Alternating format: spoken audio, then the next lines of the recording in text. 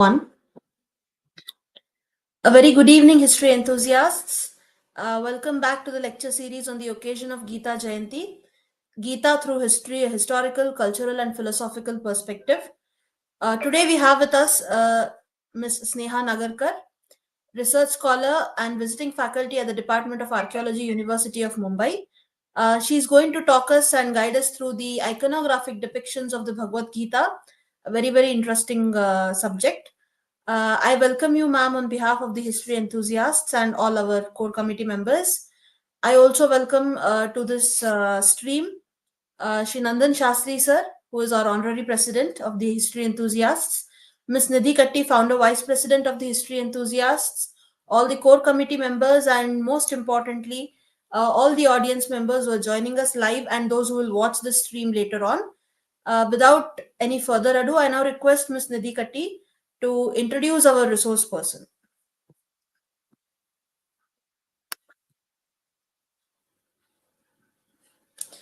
Nidhi, please unmute yourself. Yes.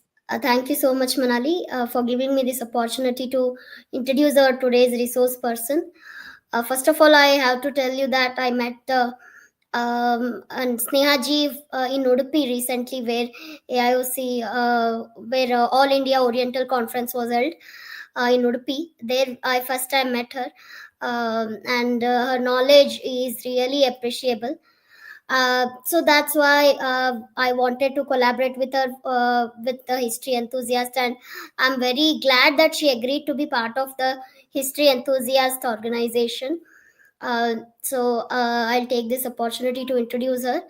Snehā Nagarkar is currently pursuing her PhD in ancient Indian culture from the University of Mumbai.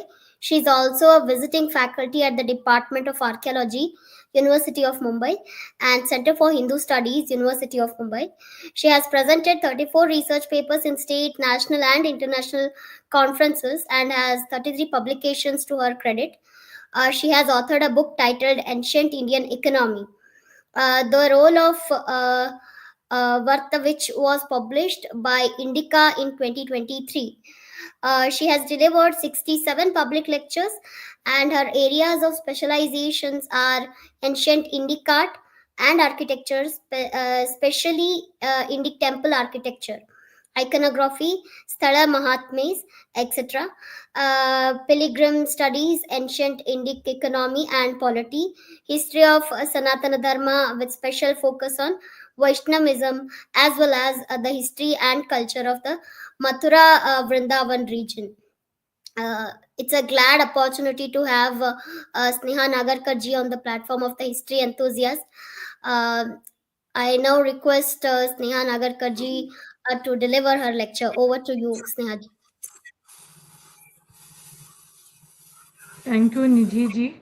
I would like to thank the entire team of history enthusiasts for inviting me and giving me this opportunity to share whatever little I know about the Bhagavad Gita and iconography. So, without any further delay, I'll share my presentation and start my lecture.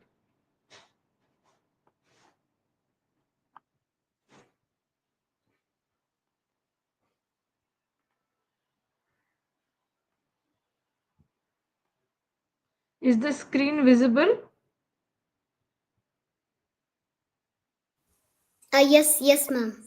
Yes, it is visible. Okay, thank you.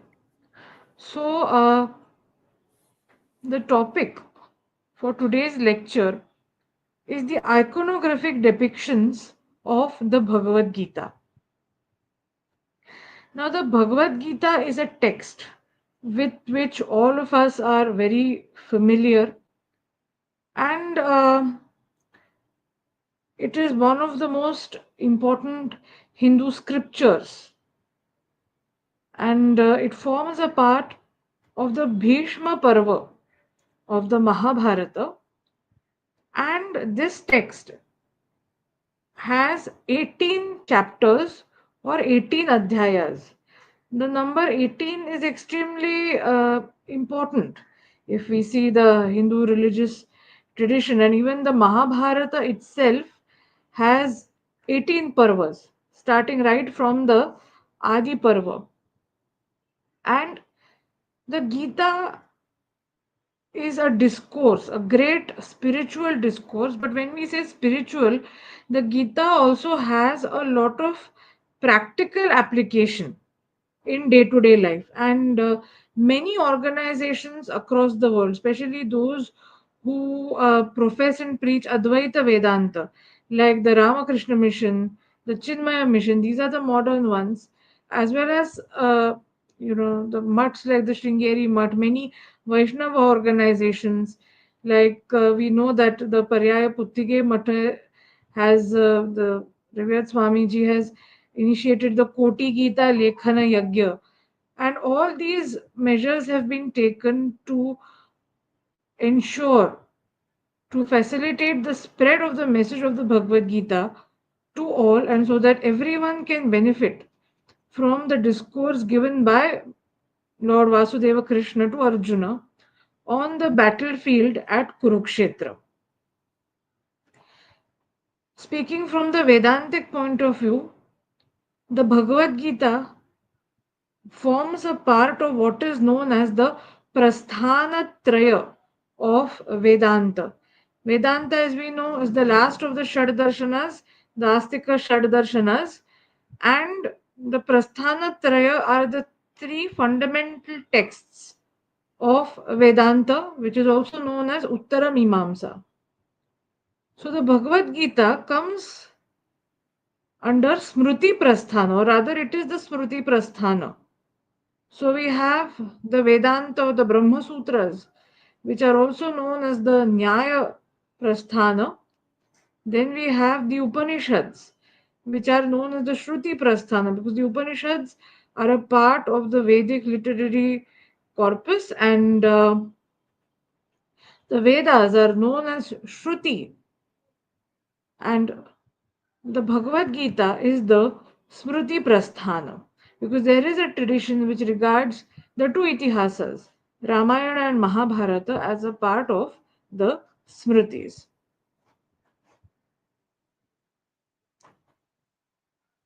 Now, the most important aspect of the iconography of Vishnu or Krishna or Vishnu Krishna in the Bhagavad Gita is the Vishvarupa Darshana.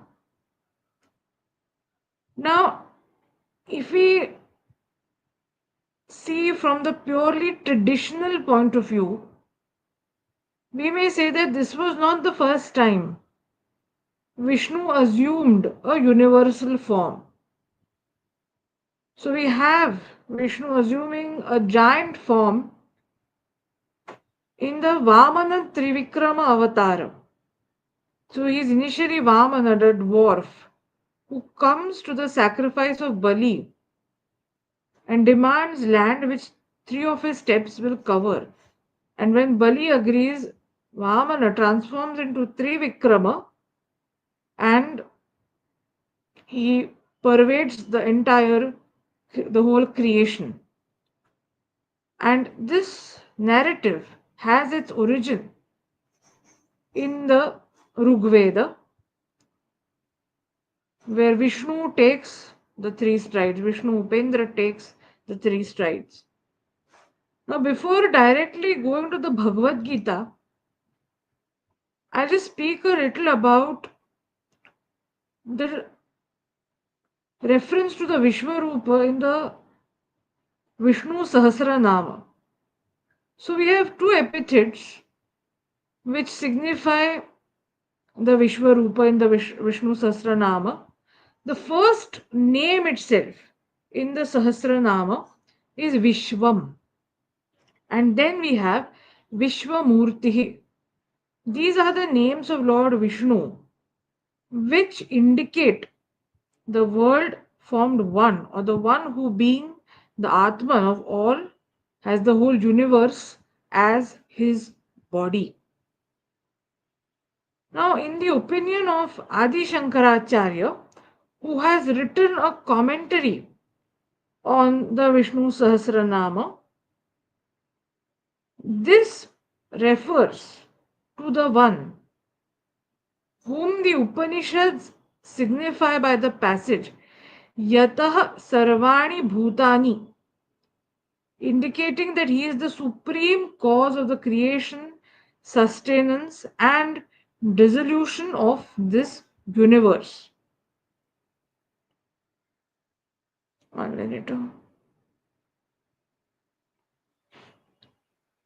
This particular name implies the all or the whole manifested universe.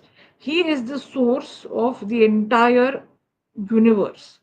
Similarly, the universe has no independent existence apart from him. This is something which Krishna says in the Bhagavad-Gita also.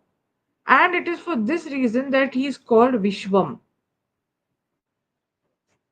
Now, coming to the Bhagavad-Gita, the Vishvarupa Darshana has been included in the 11th Adhyaya of the Gita. And in this 11th Adhyaya, Arjuna, in the third shloka, expresses the wish, he expresses his intention to behold the universal form of Lord Vasudeva Krishna.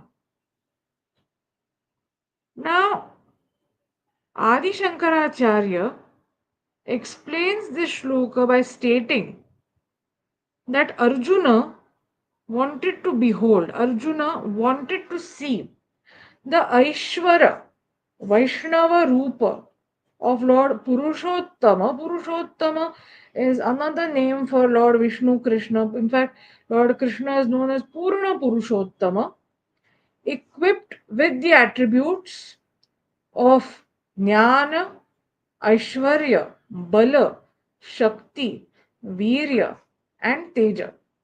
The 6 attributes. Now,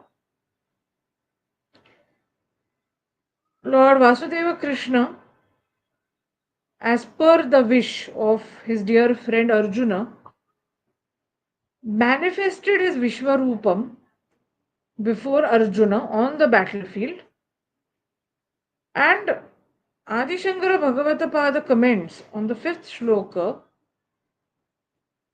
that in that Vishvarupa there existed, in that great gigantic universal form of Lord Vasudeva Krishna, of Lord Vishnu, there existed not 100, not even 1,000, but a myriad forms, infinite forms. Now, what were these forms? These forms were undoubtedly divine. They were shaped in heaven. They had nothing to do with Prakriti. They did not belong to Prakriti or matter, and were in various hues like blue and yellow. And what did the universal form comprise? The universal form constituted many beings like the 12 Adityas, the 8 Vasus, the 11 Rudras, the 2 Ashwins, as well as the 7 groups of the Maruts.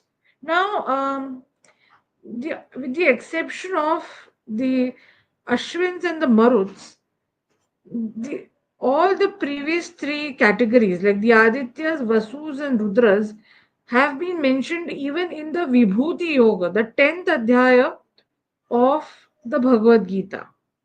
Like, for example, Krishna says that among the Adityas I am Vishnu, among the Vasus I am Pavaka, that is Agni, and among the Ekadasha Rudras, 11 Rudras, I am Shankaraha. So, in a way, these are also related to the form of Vishnu Krishna, this universal form.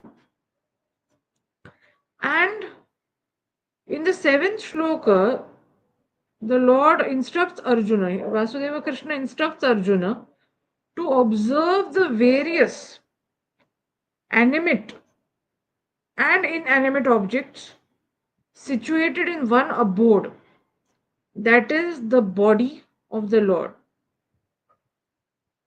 And what was the reaction of Arjuna? What was the effect? What was the impact of this great divine scene, this great divine vision that he had? He was simply overawed. He was overawed by seeing the brilliant form of the Lord, which had innumerable faces, eyes. His form was decked up in a multitude of ornaments and uplifting a myriad weapons like swords. Now, as per the 13th shloka, Pandava, that is Arjuna, witnessed the Vishvarupam of Lord Vasudeva Krishna. Now, here Adi Shankaracharya comments that Arjuna was filled with bewilderment as he beheld the cosmic form of Lord Hari, the god of gods, which was the singular abode of the entire world, embodied in the numerous forms like the Devas, the Pitrus, the Manushyas, and others. So basically, the Vishvarupam is all about this one form of the Lord constituting infinite form. So it is many within one. Now, in the next few shlokas, there are descriptions of this cosmic form of Krishna as seen by Arjuna at Kurukshetra. And what does he see in that? Particular groups of beings, Brahma, the creator himself seated on a lotus, numerous seers like Vasishtha, as well as divine serpents like Vasuki. As Adi Shankaracharya comments, Arjuna saw uncountable arms, bellies, faces, and eyes of the Lord. They were infinite, Ananta forms of the Lord, and Arjuna could not perceive the beginning, middle, or end of this Ananta Rupa. It is called Ananta Rupa. It has no beginning, it has no end. And from the iconographical perspective, the 17th shloka speaks about the Lord adorned with a kirita as well as the one bearing the chakra and the gada. Now, the infinite number of faces, eyes, arms, and bellies which the cosmic form possesses is continuously, repeatedly emphasized in this adhyaya, along with frequent references to the all consuming, terrifying form of the Lord. Arjuna sees the various, the warriors who had assembled at Kurukshetra, he sees them being consumed, being devoured by the Lord. And finally, Arjuna is himself so terrified that he entreats the Lord, who possessed the great cosmic form with 1,000 arms, to assume his four-armed form as the son of Vasudeva, adorned with a kirita and bearing the gada and chakra. So he entreats Lord Krishna to come back to the form with which he was well acquainted, with the form in the form with which he interacted, a form which he could relate to. So he makes this sincere request to Krishna to resume, to come back to his form. I'm not using the word original form because that might be a little problematic, because then what is the original form of the Lord? And this is something which the acharyas also talk about. Now, coming to Sri Ramanujacharya's Bhashya on the Bhagavad Gita,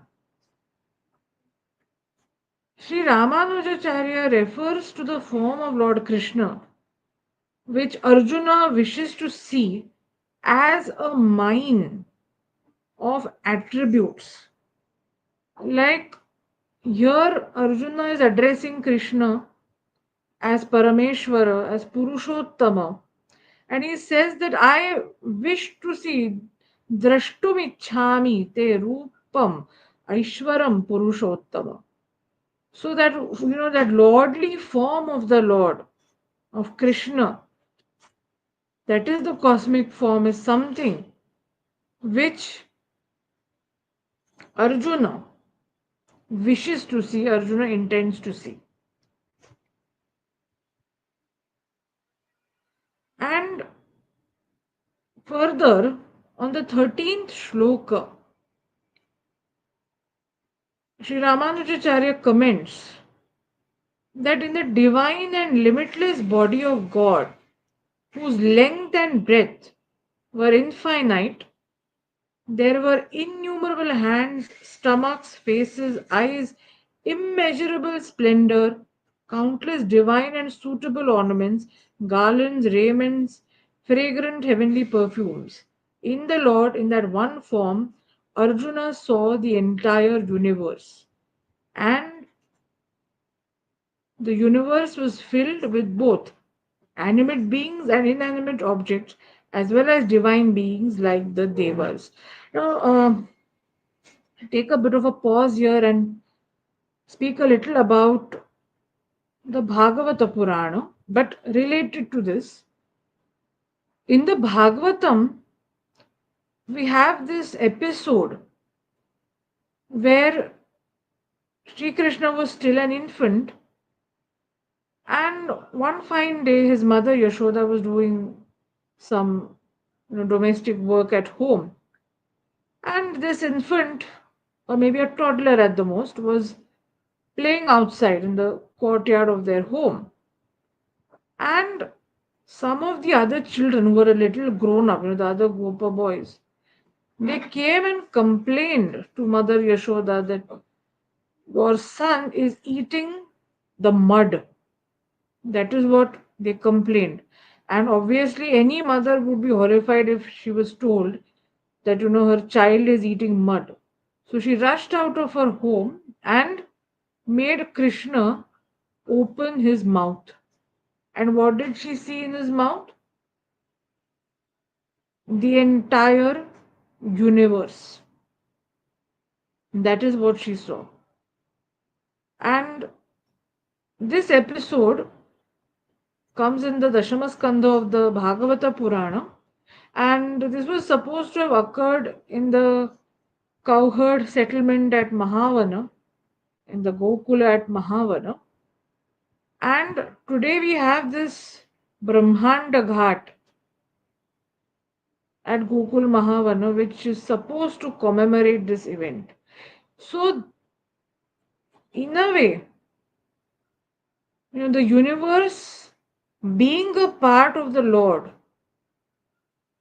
this concept is also seen in the Bhagavata Purana. Anyway, so we go ahead.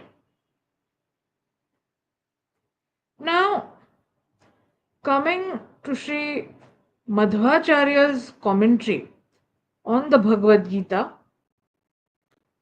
in the context of the 16th shloka of the 11th Adhyaya, the Vishvarupa Darshana Yoga Adhyaya, Sri Madhvacharya comments on the word Aneka, which in his opinion implies countless. And then he quotes from probably a text which was the Babhravya Shakha, which says that the Lord who has countless hands, countless feet, countless forms and faces in one. So, as I already said, many in one. Then, in the context of the word Ananta Rupa, of course, it means countless forms. And what Sri Madhvacharya says is that these forms do not have any spatial or temporal limitations. And Vishvarupa, according to Sri Madhvacharya, means the one whose forms are infinite, and he uses the term Purna for that. Now, Sri Madhvacharya quotes from the Shandilya Samhita, which says that that is the Lord's form, is infinite in dimension and it cannot diminish, it cannot be reduced in any way. And next, Sri Madhvacharya comments that the description of Lord Sri Krishna's form as immeasurable, aprameya, is to rectify the impression of comparing his luster to that of the sun or fire. His luster is far greater, it is infinite than the sun or fire. And the Lord has been described as Shashi Surya Netram. By Shashi Surya Netram, we mean the one who has the moon and the sun as his eyes. And here Sri Madhvacharya explains that this should be interpreted in the context of the Lord's statement that I am the sacrifice, which we find in the 9th Adhyaya. And Sri Madhvacharya quotes from the Rigveda Khila that the different deities are born from the various parts of his, that is the Lord's body. And finally, coming to the term Ekaha, the Acharya, Sri Madhvacharya says that the Lord pervades the whole space between the earth and the heaven with one form, while at the same time he pervades everything with a myriad forms. Now, coming to the images of Vishvarupa, in the opinion of renowned scholars like N.P. Joshi was the director of the Mathura Museum, which has two very old Gupta period sculptures of the Vishvarupa image. He says that the Vishvarupa image is an elaborated form of the Vaikuntha Murti. The Vaikuntha Murti is where Krishna or Vishnu has four faces. One is a human face, one face is that of a lion, one is that of a boar, and one face is that of a demon or sometimes a horse. So the lion represents Sankarshana, the boar represents Pradyumna, and the demon face, or if it's a horse face, represents Aniruddha. So basically the kinsman, the Vrishni kinsman. And it is related to the Vyuha doctrine of the Pancharatras. Now, what distinguishes a Vishvarupa Murti from a Vaikuntha Murti? First of all, in the latter, we have depictions of a number of divine beings on the Prabha Mandala, which is not there in the Vaikuntha Murti. And a tremendous increase, a record increase in the number of hands of the image. And this is keeping in tune with the descriptions in the Bhagavad-Gita. And scholars like Nipu Joshi or even Professor G.B. Deglurkar, they have commented that the origin of this form, that is the Vishvarupa form, may be pushed back to the Kushana period, but so far, as far as my knowledge goes, we don't have any Kushana period Vishvarupa image. But well developed icons of Vishvarupa Vishnu date from the Gupta period onwards. Now, most of the early Vishvarupa images are from the Mathura region, and in the opinion of Dr. Vinay Kumar Gupta, these Vishvarupa Murtis are based on the Vishvarupa Darshana Yoga Adhyaya of the Bhagavad-Gita.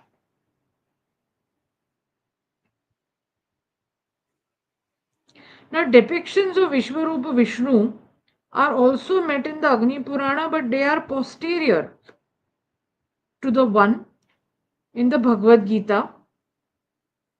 Now, as per the Agni Purana has significant details about temple architecture, architecture in general, as well as iconography. So, the Vishvarupa image, as per the Agni Purana, must have 20 hands. And what are the objects which it must bear? It must bear the club, noose, spear, and arrow in the right hand, and conch, bow, mace, noose, javelin, plough, axe, staff, sword, and leather sling in the left. It is not even, but the description in the Agni Purana says so.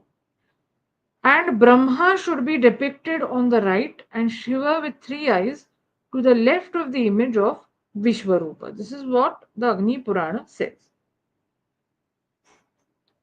Now, the Vishnu Dharmottara Purana is another important Gupta period text which describes the details of the Vishvarupa image in its 83rd Adhyaya. And here sage Markandeya describes the specific details of the Vishvarupa form of Vishnu in response to the query raised by King Vajra.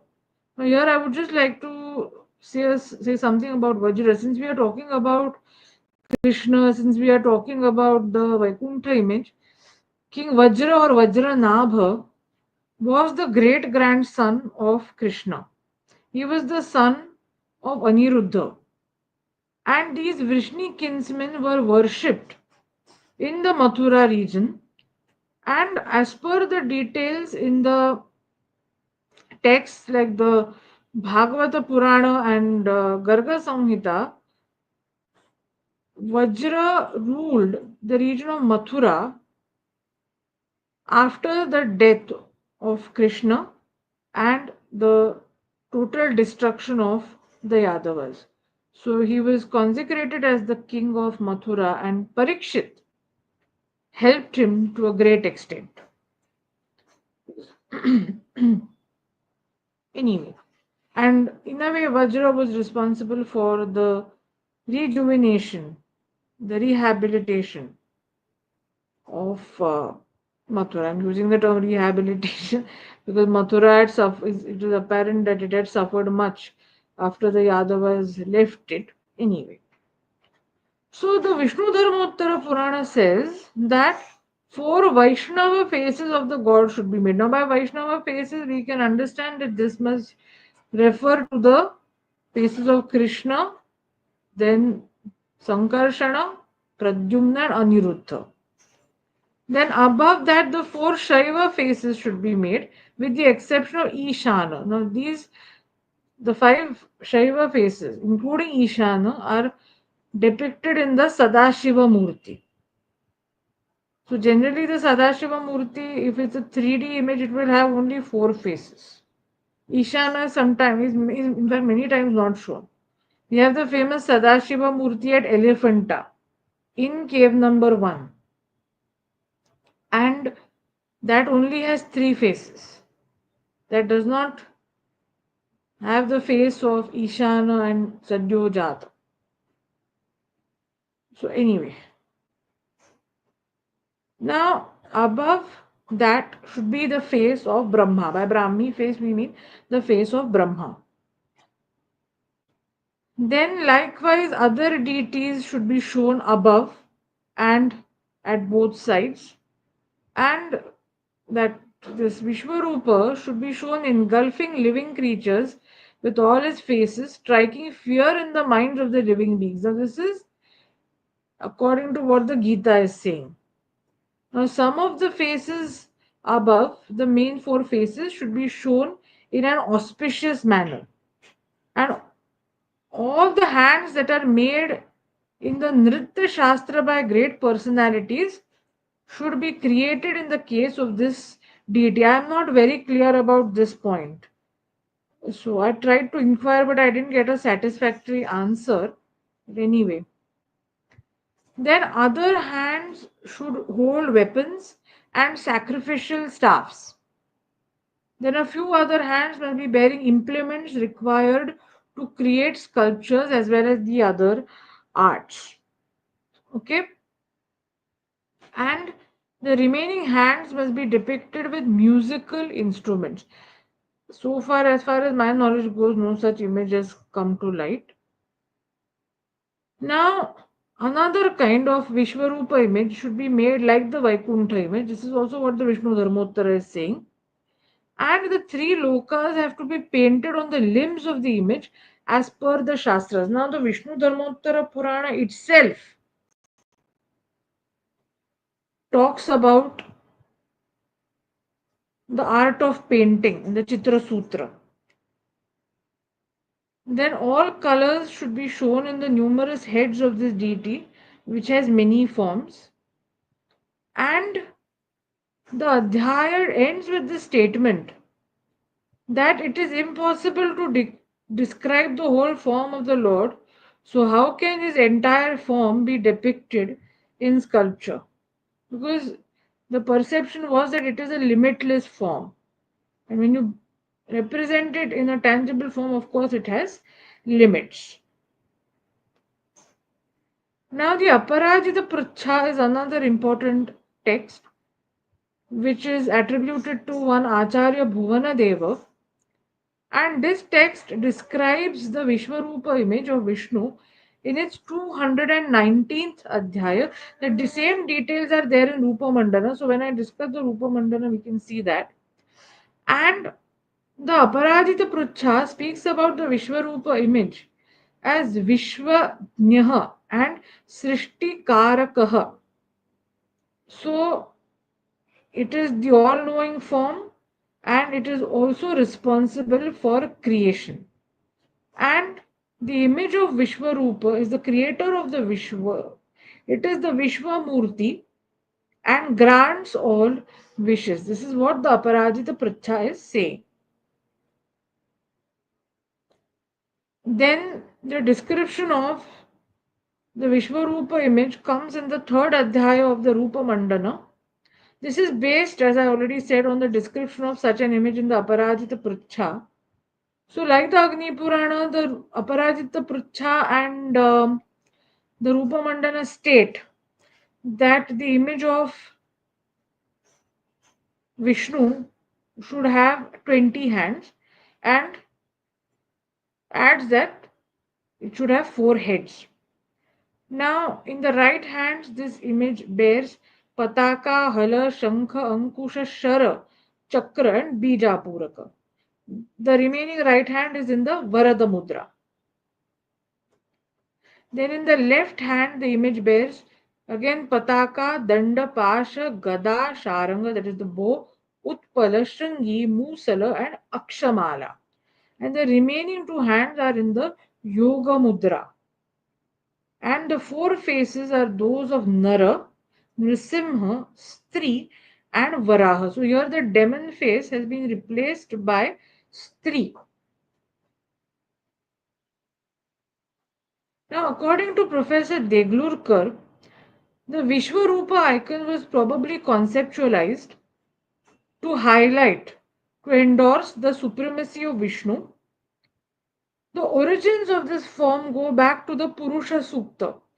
And even today we know that whenever worship of Vishnu is conducted, the Purusha Sukta is recited, it is chanted.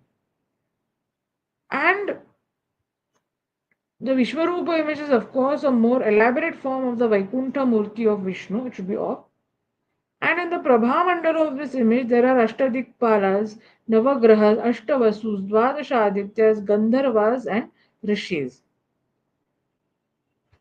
Now, according to G.B. Deglurkar, the earliest Vishvarupa images could date back to the 2nd or 3rd century CE, since by the Gupta period, we already have 2 varieties.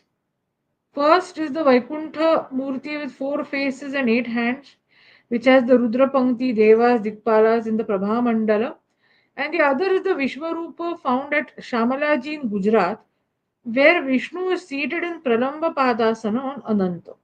So this is the image of Vishnu, Vishvarupa Vishnu at Shamalaji. It is seated on Ananta, and this particular asana is the Pralamba Padasana. And in all probability, it had 8 hands. So unfortunately, the ayudhas in the hands cannot be seen, and we can understand that in its huge Prabha Mandala, it had numerous divine beings which were depicted. And here we can see the 3 faces, and all the 3 faces are human faces. Okay.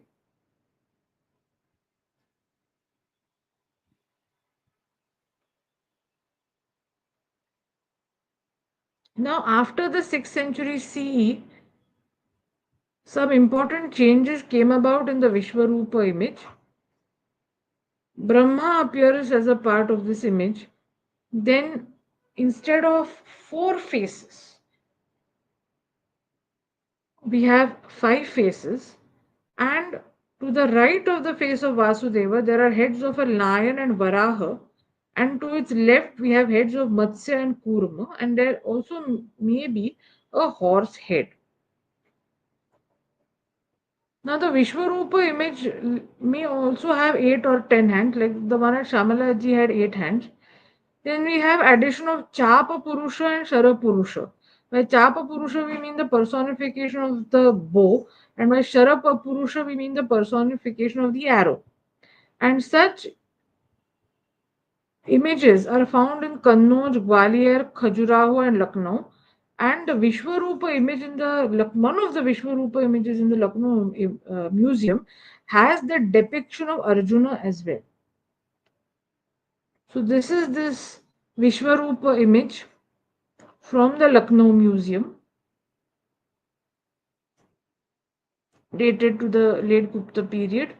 And here he is standing on a female figure, and there are 2 male serpents flanking the female figure, and they are also supporting the universal form of Vishnu.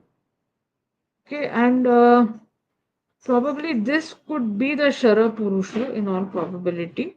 And here we can see Arjuna, his bow can be seen, and he is seated in the Anjali Mudra.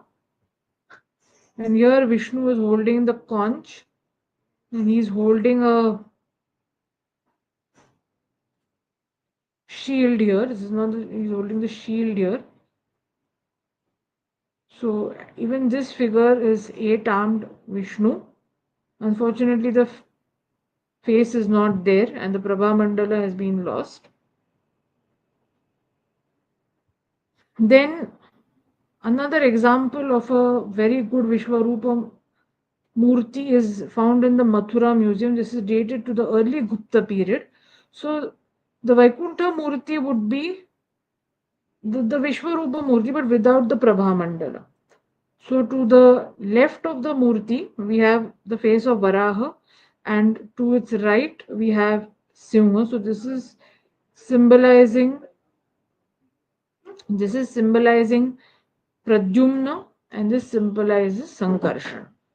So the central face is that of Vasudeva. He's wearing a beautiful mukuta, and we can see the Vanamala on his arms. He's wearing the typical Gupta period Ekavali, and in all probability, this image was only 2-armed. Now, as far as the lion and boar faces are concerned, some scholars say that they represent the Nrsimha and Varaha forms, and in the extended part of the Prabha Mandala, to the left of the principal face, a number of deities and other beings can be seen, thus making this depiction in line with the verses from the Gita. Then there is an image of Vishvarupa Vishnu from Gadva, where the Prabha Mandala is shown with the Rudra Pankti and flames, and the Snehā and Varaha faces are also seen. And the human face is surmounted by the face of a horse, which is in fact Aniruddha. And it has 6 hands, and this image is wearing an Apadalambini Vanamala with personifications of the Ayudhas near its feet. I don't have a photo of this image.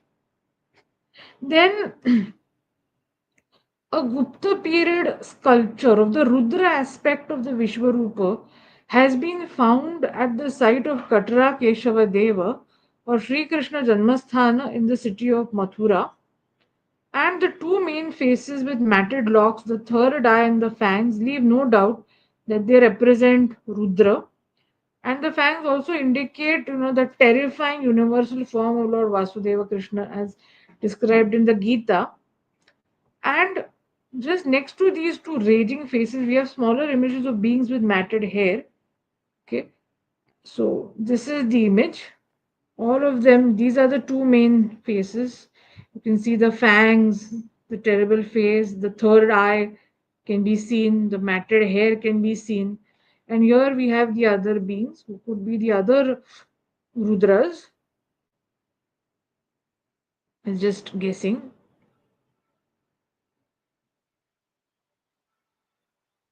Then this is another Gupta period icon of Vishvarupa from Devgad. Devgad, as we know, was well known for the Dashavatara, is well known for the Dashavatara temple, which is dated to the early 6th century CE. And these must be the personified Ayudha Purushas. You can see Vishnu with the shield, then with the sword. Here we have the face of Varaha, here we have the face of Simha, and we can see all kinds of deities above his head and sideways, and this looks somewhat like a snake hood. This does look like a snake hood. So, the Prabha Mandala and the snake would have been combined into one. Then this is a Vishvarupa image from Kashmir, dated to the 8th or the 9th centuries of the Common Era. So we can see Vishnu holding the Padma here. You can see the Simha and the Varaha and the main face of Vasudeva. And here above you can see this horse face. And probably these are the different devas.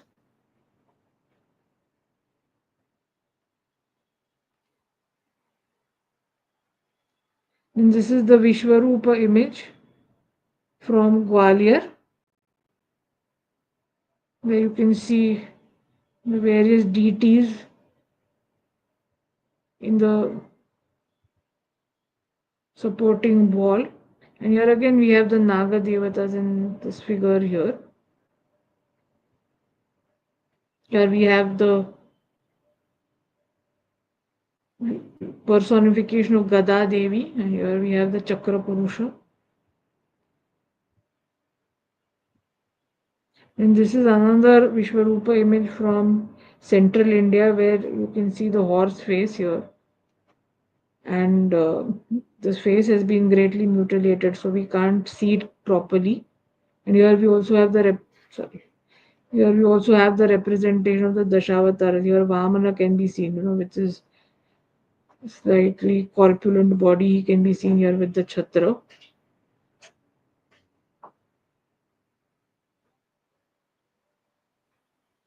And the remains of the Gadar here, then the shield is here.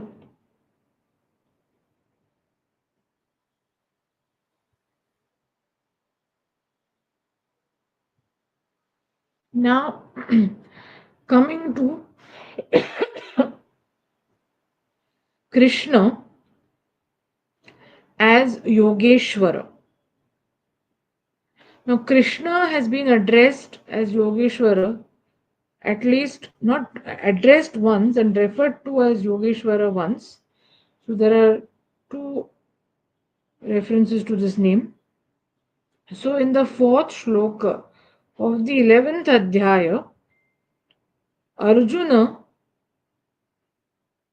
calls Krishna as Yogeshwara. And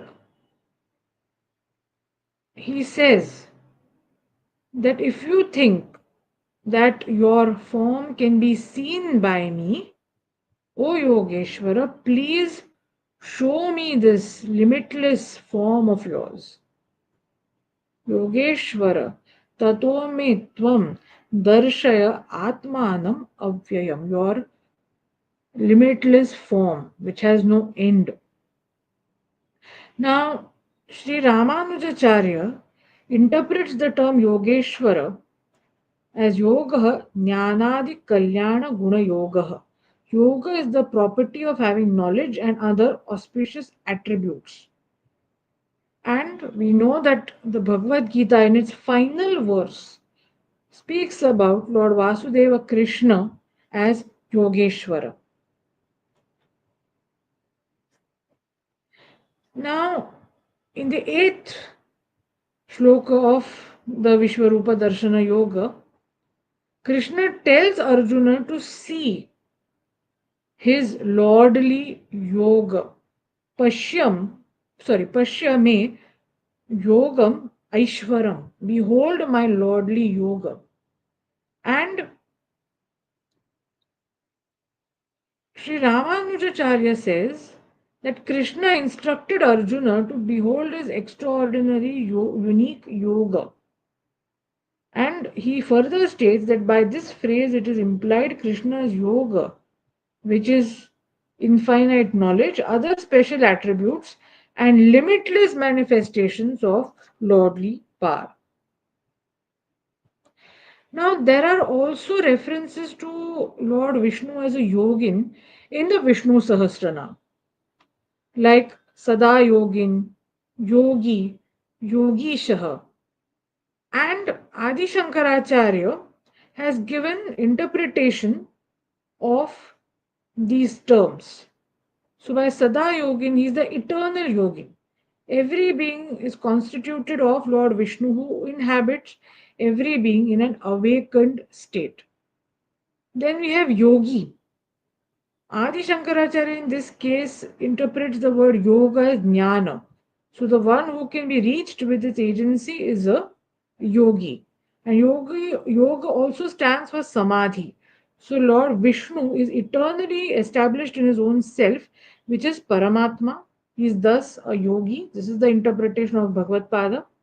Then he is also called Yogisha, he who is unshakable from yoga or knowledge, as well as his own entrenchment in his own self. Ordinary yogis are easily distracted from yoga because of hindrances, but never ever does Lord Vishnu depart from the path of yoga. This is the interpretation. Now, there are two images of Lord Vishnu in the Yoga Mudra housed in the Government Museum at Mathura. Both the images are dated to the early medieval period.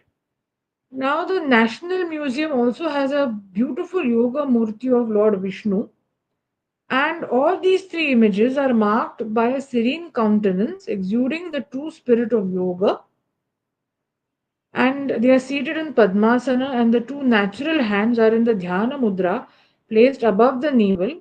And the other two hands hold the chakra and the gada, and one of the images has a shankha on its charanashila.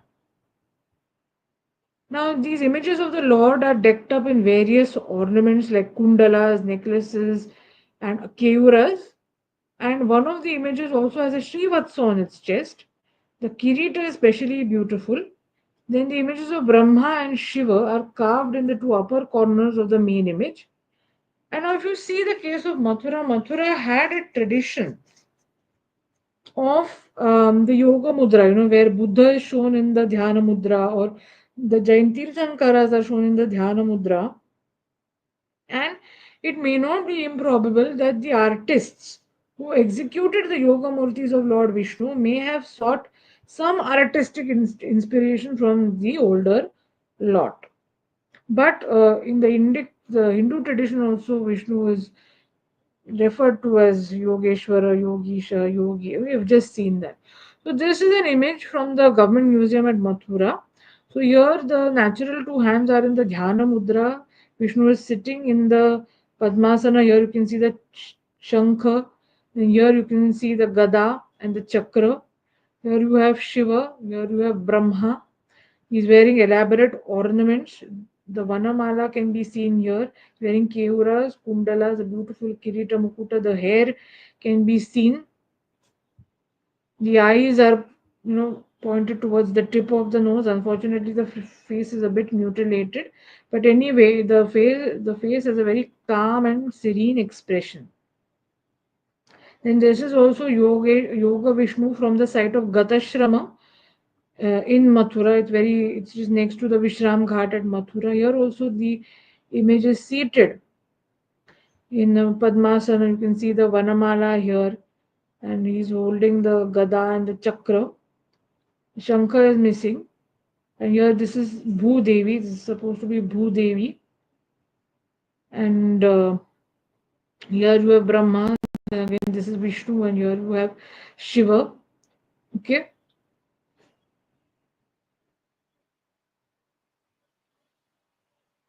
Then this is Yoga Vishnu from the National Museum in Delhi. So here he has just two hands. The Vanamala can be seen. He's seated in a Padmasana. His eyes are apparently closed. The face is extremely serene. The ornaments are similar to the ones we saw in the Mathura images. And here on the Charana Shila, we have a depiction of the conch in low relief. And here a being with a serpent head can be seen.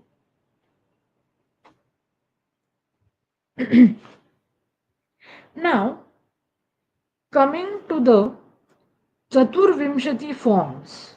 So basically we know about the four Vyuhas, that is Vasudeva, Sankarshana, Pradyumna and Aniruddha. And these Vyuhas multiply in such a way to become 24 or Chaturvimshati forms. And these Chaturvimshati forms are chanted by many people when they perform their daily rituals. And some of the names by which Krishna is referred to in the Bhagavad-Gita form a part of the Chaturvimshati names and corresponding iconographic forms. Now, one thing that I would like to clarify here is that the way these names have been interpreted in the Gita and the iconographical forms may not be exactly similar, and I'm not saying that when the names have been used, so they are indicating an iconographical form, but nevertheless, these names which have been mentioned do have iconographic parallels in the Chaturvimshati forms of Vishnu.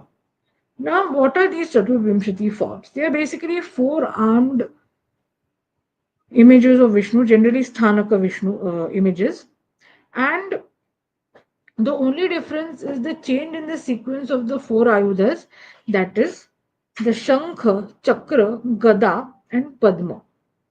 Now the sequence is to be observed in a clockwise direction, starting with the upper right hand, followed by the upper left hand, then the lower left hand, and finally the lower right hand. And the Chaturvimshati forms have been described in many texts like the Agni Purana, Skanda Purana, Padma Purana, Vriddha Harita Smriti, Aparajita Pracha, Chaturvarga Chintamani, Rupa Mandana, and Dharma Sindhu. Now, these names which we have, like Vasudeva, Krishna, Govinda, Madhusudana, Rishikesha, Achyuta, Hari, Madhava, Keshava, Janardana, and Vishnu, form a part of the 24 forms of Vishnu or Krishna for that matter. Now, these are certain names by which Krishna is either addressed by Arjuna or referred to by Sanjaya in the Bhagavad Gita. Then, in the first shloka of the last adhyaya of the Gita, Arjuna addresses Krishna as Keshi Nishudana. What do we mean by Keshi Nishudana?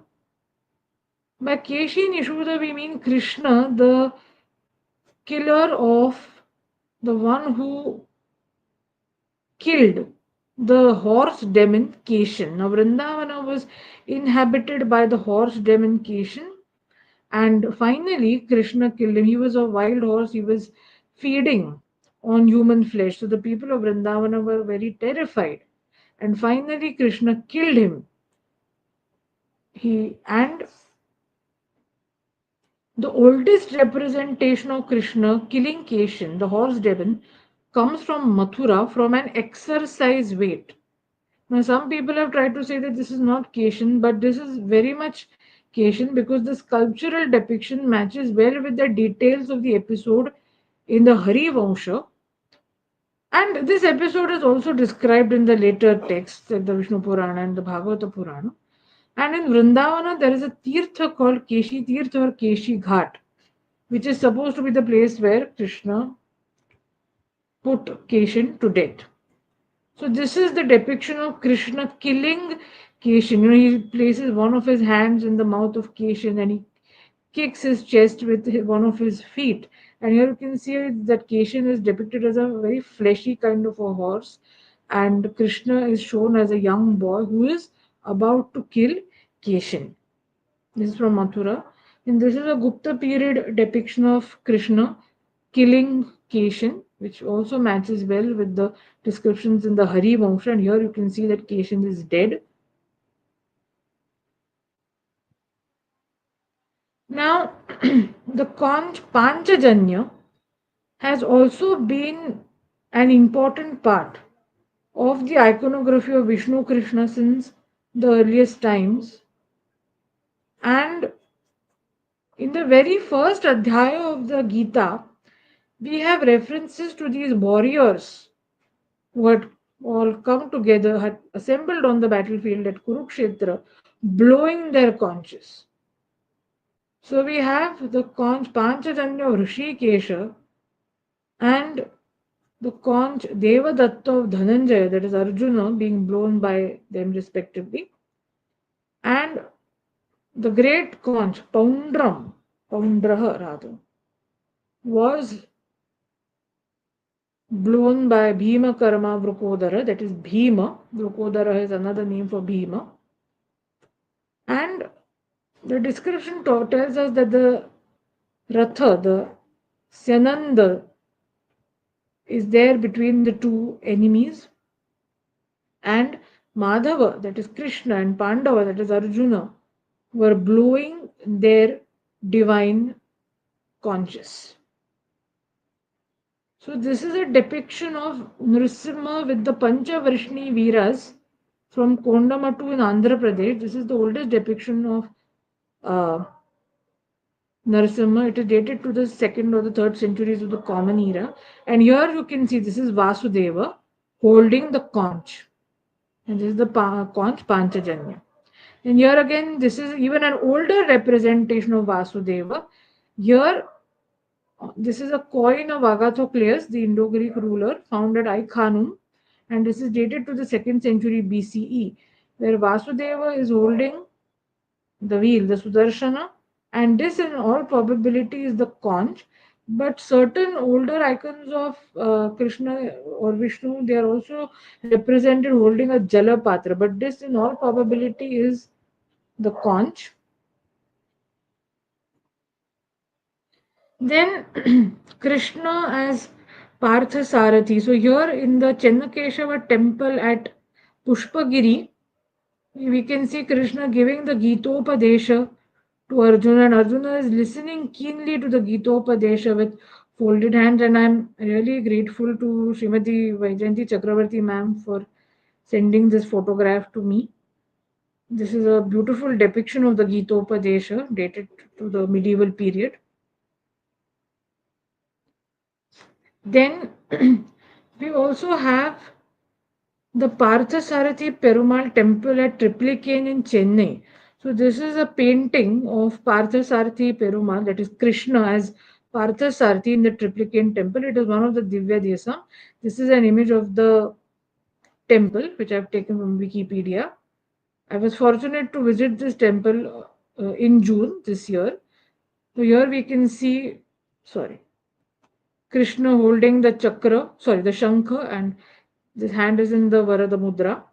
And this is the only place where Krishna is shown with a mustache. So here he is in his aspect as Partha Sarathi, the charioteer of Partha, that is Arjuna. Then lastly, many references which Lord Krishna makes in the Vibhuti Yoga Adhyaya have iconographical forms, like Ravihi or Anshuman, that is the sun. The sun images are available from the Kushana period onwards. Then Vasavaha, that is Indra. The images of Indra are available also from the Kushana period. Shankaraha, Shiva images are available from the Shunga period if we consider the Gudimalam Shivalinga, and from the Kushana period the number of Shiva images greatly increases. Then Agni, Pavakaha. Among the Vasus, Krishna says, I am Pavaka. So the images of Agni are also available from the Kushana period. Same applies to Skanda. Skanda appears in the Mathura school of art during the Kushana period. He is also found on the coins of the Yaudheyas. Then Kapila Muni, there is a form of Vishnu which is known as Kapila, which the iconographical texts describe. Then we have Kandarpa or Kamadeva. We have many representations of Kandarpa or Kamadeva. Like we have one representation of Kandarpa at in the Kailasa temple at Ellora. Then Ananta, the serpent Ananta, is also represented in many Vaishnava depictions. Then Varuna is a Dikpala. He is represented as a Dikpala on temples, individual icons. He has the Pasha as his Ayudha, and he stands or sits on a Makara. Sometimes he's also depicted along with his consort. Then Yama Dharma is shown with a noose in iconography. Then Garuda or Vainateya. He forms a very important part of Vaishnava iconography, and we know about the Garuda Dhwaja, which was erected in the 2nd century BCE by Heliodorus at Besnagar. Unfortunately, the Garuda on the pillar is no longer there, but nevertheless, we know that it was a Garuda Dhwaja. Then, images of Garuda are also seen on the gold coins of not just gold coins, but on the gold and silver coins of the Gupta rulers. Then, of course, we have Rama. Now, here Rama could mean Dasarathi Rama or Bhargava Rama, both who have iconographical forms. And Makara is seen in art. Then Janhavi, that is Ganga. From the Gupta period onwards, we find the depiction of Ganga on her Mount Makara. Then there could be an attendant with her who's holding the chhatra over her head, and she appears on the Gupta coins also. Then, of course, Brahma is seen in iconographical forms from the Gupta period onwards. Then we have Vasudeva. Of course, we have so many images of Vasudeva coming from Mathura, 4 armed images of Vasudeva coming from Mathura and even Bihar. These are some of the early images, and we have depiction of Vasudeva on the coins of certain, the later Kushana rulers also.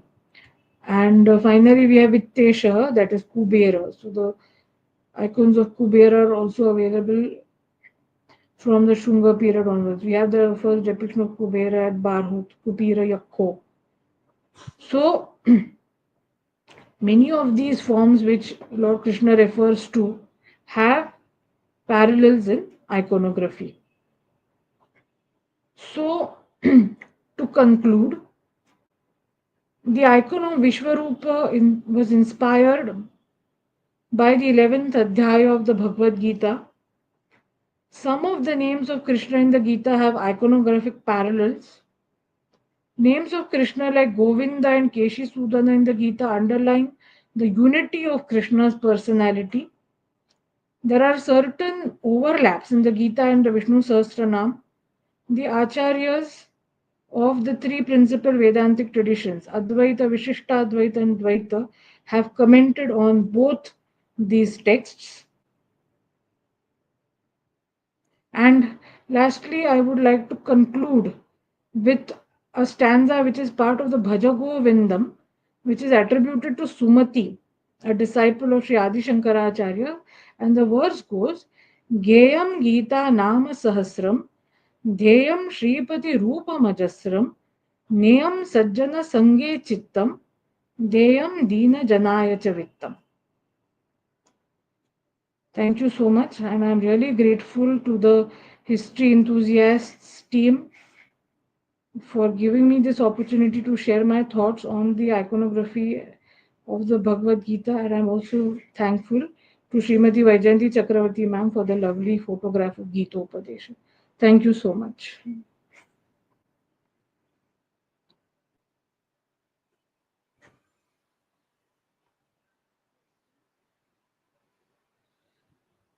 I've finished. Yes, sir. It was indeed a wonderful lecture, Sneha ji, and it included very vast information about the iconographical depiction of Vishvarupa, darshan of Sri Krishna. There are a lot of questions in the chat box and some congratulatory messages too. First of all, there is a question by Nandan Shastri ji.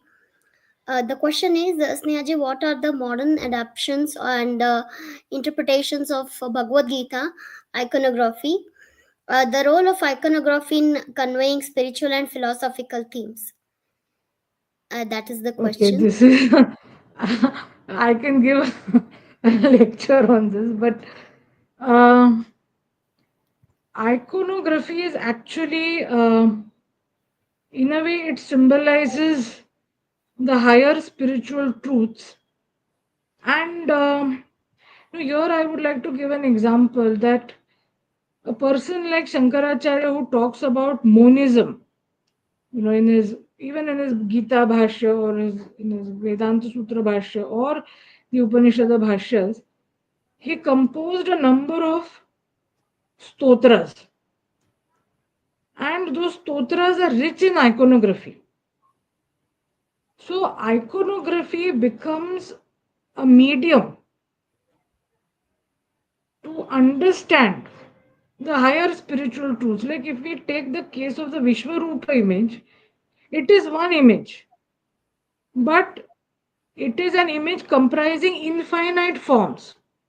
So the Lord is one, but he manifests in infinite forms. That doesn't mean that there is a difference, that each form is that way different, has a different entity. It is not so. So there is one, call it Brahman, call it whatever you want to call it, but it gets manifested in various forms. That is why we have syncretic images. Like you will have a syncretic image of Brahma, Vishnu, Shiva, and Surya. Now, what does that mean? Harihara Pitamaha Surya Murti. That in a way, these syncretic icons, they indicate the unity of the Godhead. So iconography helps in reaching the people, because see, for common people the form is important. If we are told to meditate on Brahman, very few people can do that. But if we have an icon and we are told to concentrate on that icon, we will be able to do it at least for 2 minutes or 3 minutes. And that is why we have dhyana shlokas for icons. Even if we see the Devi Mahatmya, it is divided into 3 parts. Every part has a dhyana shloka. We'll start with the dhyana shloka of Mahakali, then Mahalakshmi, and finally Mahasaraswati. So iconography was a way of delivering the higher spiritual truths, even Kala Bhairava for that matter. The icon of Kala Bhairava is finally, I listened to a beautiful lecture by Shri Pranav Gokhale from Pune, and he has very well elucidated the spiritual meaning behind the name Bhairava. So Bhairava is Nada, Rava is Nada, and Bhai is the one which creates a kind of a fear in the minds of people. So the form, maybe, he may be wearing padukas and he might be carrying a shula, danda, pasha, whatever, but he is actually what Adi Shankaracharya is trying to communicate through the Kala Bhairava Ashtakam is a higher Vedantic truth. Even this whole Vishvarupam is a very good example of the unity of the Godhead and the manifestation of the Godhead in different forms. In fact, I can elaborate more on this, but I think we'll take the other questions. What happens, unfortunately, is that we get entangled in the form, and the greater spiritual truths then take a back seat. But many sages, many, even the Shankaracharyas, like I was hearing a beautiful lecture by Sri Bharati Tirtha Mahaswamiji, the 36th Acharya of the Sringeri Matha, where he says that Karma Kanda and Advaita are not in opposition to each other. If you are a follower of Advaita, that doesn't mean you have to give up all forms of Karma Kanda. That is what Mahaswamiji says in his discourse. He was explaining the tenets of Advaita and he was trying to clarify the doubts which people have as far as Advaita Vedanta is concerned. So that is what he says. And in fact, karma in a way it prepares your mind for higher worship. But unfortunately, what happens is that many people remain at the karma level only. They are not, it is not possible for them to reach the higher truths. But Hinduism is a inclusive religious system where there is a place for all. So at one end we have all these Vedantic thoughts, but on the other hand we also have Murti Puja, Tirtha Yatra, Vrata, Dana. All these rituals have also been prescribed and they all enable us to reach the higher truth. There is one more question by Manali Momaya. Are there parallels between the literary iconography presented in the Gita and similar narrative techniques in other religious or philosophical texts? I didn't get your question actually. By other religious and philosophical texts, what do you mean? Like the Upanishads or what is it? Ma'am, if you can. Text, Huh? yes, texts from other religions, apart from the Vedic texts, there are other religious texts and also philosophical texts. And then we also come across the Greek iconography, and we have their own, set of philosophy. No, I'm am not referring to aware that. about that. No. But I'll try to find out. Right now, I'm not aware. I'm sorry. But I'll Thank you. try to find it. Thank you. But in all the three great saintly communities of Vaishnavet, Advaita, Vishishtadvaita, and Madhva community, there are commentaries on Gita.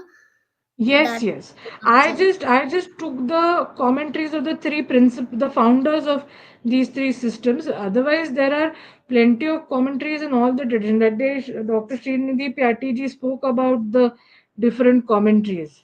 yes, So, exactly. in each tradition, there are so many commentaries. So, what you said is very true. So there is one more question by Manali, and the question is: in what ways are modern artists reimagining the scenes from the Gita, and how do these contemporary interpretations differ from the traditional depictions? They do. Like, I will not name the organization, but one organization has, it has published a painting of the Vishvarupa Darshana where Hanuman is shown, Ganesha is shown. So, in the original text, there is no reference to Hanuman. Maruts doesn't mean Hanumana here. It refers to the Vedic Maruts. So why is Hanuman shown in the Vishvarupa? I mean, there is no place for Hanuman. There is no place for Ganesh. Ganesh is not part of the 11 Ekadasha Rudras also. So that is shown. Then many of the modern Vishvarupa images which I have seen, they are very grotesque. I mean, in the sculpture, though the text says that it was a terrifying form, but the way in which some of the modern images have been shown, the forms are far too grotesque. So somehow, I mean, I don't quite agree with that, and I sincerely feel that there is no place for showing Hanuman or Ganesha as a part of uh, the Vishvarupa darshana. So it is not as per the original text in the Gita, and nowhere in the iconographical descriptions also I have come across any such instruction where the face of Ganesh or Hanuman has to be included. Yeah, I agree with you. There was recently Actually, a Mahabharata serial was directed, which became very pretty much popular. And in the Yeah. Vishwarupa Darshana scene, as you told, they had shown the Hanuman and Shiva, Ganpati, all of them in the Vishwarupa, Yes. which can give a very wrong information about the original philosophy, I guess. Yes. Yes. For that, I have one more question. In addition to the question Manali asked, the question is same as Manali asked. In some paintings of ancient and medieval period, there is the depiction of Shiva in the Vishwarupa Darshana, but according to the Vaishnavit culture, we don't depict Shiva in the Vishwarupa Yeah. Darshana. What is your Yes, take but on there it? is a place for Shiva. There, because the Rudras are shown, and in the Vibhuti Yoga, Krishna is saying that among the Rudras I am Shankaraha. And we saw the Rudra Pankti. That may not exactly, I mean, we don't know which of the two faces are Shiva, but they match exactly with the iconography of Shiva. The matted hair, the third eye, the slightly fierce looks. So Shiva is very much a part of the Vishvarupa. That's why I didn't comment on Shiva. So, and probably, the Vaishnava Sampradayas may have their objection, and that is I mean, that is well within their tradition. So, I am not criticizing them, because each tradition, each Sampradaya has its own reason, its logic, and its own, tenets. So, I am not at all commenting on that. But having Shankara there is not really out of the, because there is a relation between, as I showed in my presentation, there is a relation between the Vibhuti Yoga and the Vishvarupa Darshana. Because in a way, the Vibhuti Yoga is a prelude to the Vishvarupa Darshana, where in fact, in the 10th Adhyaya, Krishna is saying that all these different categories of beings, me and they are actually the same. So I am not at all, criticizing what the Vaishnava Sampradayas state. Thank you so Yeah. much. There is a congratulatory message by Chitra Acharya, absolutely amazing. And she has also written that very interesting, very interesting Krishnam Vande. She has written. Thank you, ma'am. So that was really a wonderful lecture, and we will have more viewers views after the recorded version is also available in the YouTube. So we will be having more views, and we will exactly let you know how much views we have. Our earlier lectures, they had almost around 145 to 40, around that much views they had. So surely the views will increase. If any other audience afterwards have any questions, they can put it in the comment box. We will get back with the answers from the resource person. So we have come to the end of this session. Before that, I would like to announce about the tomorrow's lecture. Manali, please take over the announcement. I'll share the brochure. sure. So, tomorrow also we have a continuation of this lecture series. We have another wonderful lecture, a very interesting topic: philosophizing across space-time continuum, history of Vedanta and Gita. So, our resource person for tomorrow is Dr. Srinivas Acharya, Associate Professor and Head Department of Philosophy, and the Chief Editor in charge of Manipal University Press, Manipal. So I request the audience members to join us then again, and also take part in this dissemination of knowledge about the timeless text that is Gita. And hoping that today's lecture will also get some more questions in the comment section, and we can get back to you with the answers. Thank you so much.